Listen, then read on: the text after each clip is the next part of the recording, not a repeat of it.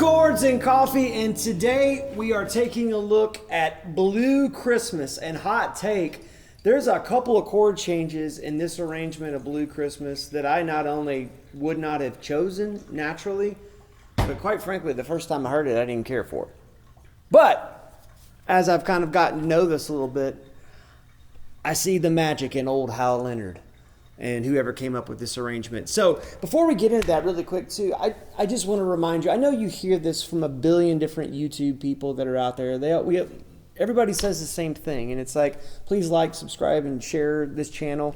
And the truth is that adding subscribers and gaining a greater footprint for this channel is the only way to keep it going. Because it takes a lot of time. It takes a lot of effort. This is a free guitar lesson. This is also hopefully entertaining. And so this is something that if you enjoy it and you want to see this grow, you want to see more content, more guests, more on Chords and Coffee, you have to hit that subscribe button. You have to share this with friends and admonish them. Friend, subscribe to Chords and Coffee. What are you doing with your life? Let's do better. Hit subscribe, right? That's all I'm asking. So anyway, on to Blue Christmas. We are looking at the Hal Leonard Real Christmas Book. This has been a really good resource, and I get no kickback from that. I'm not even trying to sell books, but there it is. Congratulations, Hal. Hope you're having a good Christmas. All right. With that, there's a couple chord changes in this. I'm an Elvis fan. I love Elvis, right? I got enough pomade in my hair to prove that scientifically, right? So I enjoy Blue Christmas, and typically when I think of the Elvis, I'll have a blue, I don't think of something super jazzy, but this is a little different. So let's just jump right into this. This is on page 17 of the Hal Leonard Christmas book, and the very first chord, you've got this little, 3-note lead in where you've got this, and that's right with the vocal line. I'll have. By the way, I challenge you to try to sing this song without doing your just almost involuntary Elvis impression. It's impossible. Maybe somebody out there can do it, but I can't. Okay? God bless you. I'll have a blue. And you go to F major 7, right? So right out of the gate, the way that I'm going to do that, I'm going to try to keep everything down here. And the reason for that is, in my mind, on this tune, in my world, I would be probably playing this either solo acoustic guitar or solo guitar. If I was doing it with a bunch of other instrumentation, I might be more inclined to be here in the middle of the neck, which would sound lovely. But since I'm probably not going to do that, I'm going to do it down here. So we're going to make F major 7 with the index finger on the first fret of the low E, skipping the A, and then you're going to have your ring finger on the second fret of the D, pinky's going to be on the second fret of the G, and then middle finger is going to be on the first fret of the B. Now, F major 7. So you can clearly see that if you've been playing guitar for a little bit, and I think you have if you're on this channel, that's just an A minor over F, right? The reason I bring that up is the very next chord is after I'll have a blue Christmas, F major 7 over A. Well, now we're doing basically if an A minor over F equals F major 7, we're doing again we're doing an A minor chord, but we got to squeeze an F in there, okay? And we need to put it a little bit lower in the chord, because if I do it up high, if I just say, well, can I just make an F major or an A minor chord and just put Fs in it? You could, and I don't know that I like that. It just doesn't sound right to me. Maybe you love it, God bless you for that. But for me, what I'm hearing and what I'm looking on the page is I'm seeing they're wanting this bass movement, because I see the very next chord is an A flat diminished 7. So okay, so we got a little bass line action that we're doing here. So I'll have a blue, and then I'm going to go up to here, this voicing. Well, what is this? So A in the bass. Ironically, skipping the A. You could have the A open, we could make life easy. The only problem with that is that chord exists there and there alone, right? I like to find as many chord shapes that are movable, and sometimes I like open strings, but in this case I want this, right? And so middle finger on the low E. And then I'm going to use, let me see here. Yeah, I'd probably do it like this. So middle finger on the low, the 5th fret of the low E, covering the A note up. Skipping the A, ironically. And then index finger is going to be on the 3rd fret of the D. And then I'm going to have my ring finger and pinky on the 5th fret. Ring finger is going to be on the G string. Pinky is going to be on the B. And so I've got the A, I've got an F, I've got a C, and I've got an E. Now, if I wanted to, and I felt so inclined, you could lay your ring finger down and catch that A note up there. But to my ear, I think that gets it done. Christmas without you. So what is that? A flat diminished 7. It has occurred to me as we've been launching through all these Christmas songs, and I'm actually playing the Christmas production at my church this year too. I don't know of any other collection of pop music than Christmas songs that uses diminished 7 chords so much. You start looking at that stuff, like you think about, it's the most wonderful time of the year. There's that part where it has the be of good cheer. That's all diminished 7. The bells will be ringing. And there's that part where it goes, da-da-dee-dee-dee-dee. Right? It's just somehow that's just as Christmassy can be. Diminished 7. All right, so A flat, diminished 7. Middle finger, 4th fret, low E. Index finger is going to be laying across the D, the G, and the B of the 3rd fret. Ring finger is going to be on the 4th fret of the G. And it's just on beat 4. It's a passing tone. And then we're going to G minor 7. Index finger across the 3rd fret from low E to high E. Ring finger is going to be there on the 5th fret of the A. Now here comes the first chord that I was like, I don't know about that. Normally this song's in the key of E, right? They put it in F, which makes sense because E, especially according to George Benson, there was a little meme going around where George Benson was saying E is not a jazz key. I don't know that he's wrong because you just don't see a whole lot of jazz songs in E. It's probably a horn player accommodation thing. But this is an F, so that's a change. And then secondly, we come out of the gate with F major 7, then F major 7 over A. And then this situation. So after you get without you, you get this D flat 9, sharp 11 to C9. Why do they do that? Well, I'm going to tell you. You've got F major 7 to F major 7 over A flat diminished 7 to G minor 7. You've got this sort of falling motion here, and we're going to echo it again. Right? That's why they did that, which makes sense. Didn't care for it the first time I heard it, but sometimes you got to play a few things, and you got to play them a few times. That's what I meant to say. Sometimes you got to play some things a few times. Sometimes you have to actually, the first time you hear something, if it's truly new, you're probably not going to like it. And so you might need to hear it a few times, kind of wrap your mind around it, and then you might end up saying, that's the coolest thing I've ever heard in my life, right? So who knows? Maybe I'll get there with it. So from that D flat 9 sharp 11 to C9. Okay, well, what's that D flat 9 sharp 11? First of all, that's going to be middle finger on the 4th fret of the A. It's going to be ring finger on the 4th fret. We're skipping the D. Ring finger on the 4th fret of the G. Pinky on the 4th fret of the B. And then index finger is going to be on the 3rd fret of the high E. And then just a good old C9. And that C9 is going to be middle finger on the 3rd fret of the A, index finger on the 2nd fret of the D, and then lay that old ring finger across the G, the B, and the high E. And then we're back to G minor, G minor 7, just like we did a second ago. And then just good old-fashioned Melba, page number 5, C7 here. And that's going to be index finger on the 3rd fret, straight across from the A to the high E. Ring finger is going to be on the 5th fret of the D.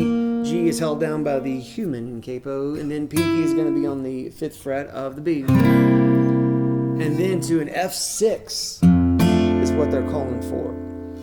And we'll go ahead and make it like this. Index finger on the 1st fret of the low E, and then we're going to have our middle finger on the 2nd fret of the G, ring finger 3rd fret of the D, pinky 3rd fret of the B. So just that much real quick. Christmas without you, be so blue.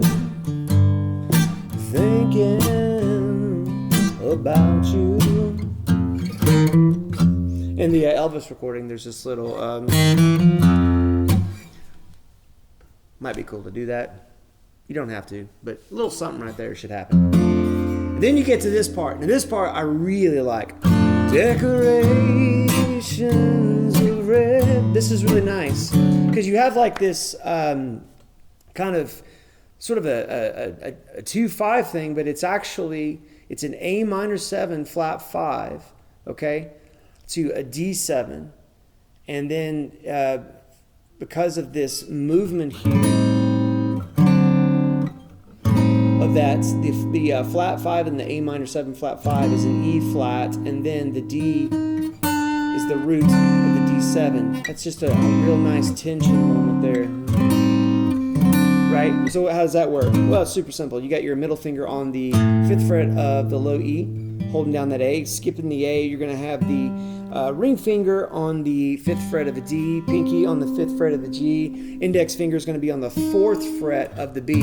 That's a movable shape. You can think of it as C minor over A. It's the same thing as A minor 7 flat 5 to D7. And I'm doing it like this. And again, I'm just doing that because I like that little tension note right there. You could also do it up like that. Do a D9. It doesn't sound as good to me. I like this. I think this flows with the whole Blue Christmas thing. So this shape is going to be index finger on the 3rd fret of the B. Pinky is going to be on the 5th fret of the G. Middle finger is going to be on the 4th fret of the D. And then ring finger is going to be on the 5th fret of the A. The E's are muted. So decorations are red on a green G minor 7 Christmas tree. Now this is another interesting thing. Won't be the same. This goes to a G7, just a good old-fashioned G7. I might do something different here, but first of all, G7, that's going to be index finger straight across the 3rd fret from E to E. You're going to have your middle finger on the 4th fret of the G. The human capo is holding down the D string here on the 3rd fret. And then I'm going to have my ring finger on the 5th fret of the A. The only issue I have with that is it feels like, since the bass is static, and maybe in a band it would be just delightful, be a neat little moment here. But I kind of would also recommend either a B minor 7 flat 5, which you can think of that as like a G9 over B. It's like a G dominant 7 sound over a B, or even come up to this grip. So I'll give you both of these. B minor 7 flat 5 is going to be index finger 2nd fret of the A string, ring finger 3rd fret of the D, middle finger 2nd fret of the G, pinky 3rd fret of the B. So decorate, that's on a green Christmas tree. Won't be the same if you're not here with me. And we'll get to that in a second. The other way to play a G minor 7 flat 5 or a B, or this G7 over B, you could do it. Remember just a second ago, we did A minor 7 flat 5. This way you could do it up here the same way. How does that sound? On a green Christmas tree, won't be the same if you're... And that's kind of interesting there. I don't know that I just love either of those. Maybe it's a combination thereof. Or won't be the same. Maybe that way. But here's this B minor 7 flat 5. It's up here. It's going to be on the middle finger of the 7th fret of the low E. Okay, holding that B down, and then you're going to build a D minor right on top of that, where you have your ring finger on the 7th fret of the D, pinky is going to be on the 7th fret of the G, and then index is going to be on the 6th fret of the B, and then maybe back to that G7. But regardless, you got this great little walk up, right? And this is nice. C7, like we did just a second ago, D minor 7, which you know that, index finger across the 5th fret from the A to the high E. You're going to have your middle finger on the 6th fret of the B, ring finger on the 7th fret of the D, and then D sharp diminished 7. More diminished 7s. We love them. Merry Christmas. It's going to be middle finger on the 6th fret of the A, ring finger on the 7th fret of the D, index finger on the 5th fret of the G, and then pinky on the 7th fret of the B. Think of this as like you're making a D7, but instead of a D in the bass, you've got a D sharp or E flat. If you need me to unpack that, I can. Now the next chord they're asking for is a C7 over E.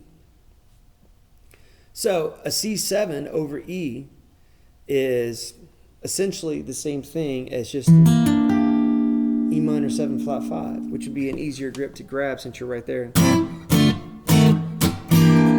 Right? And so same as that B minor 7 flat 5 we did just a second ago, just slid up to E.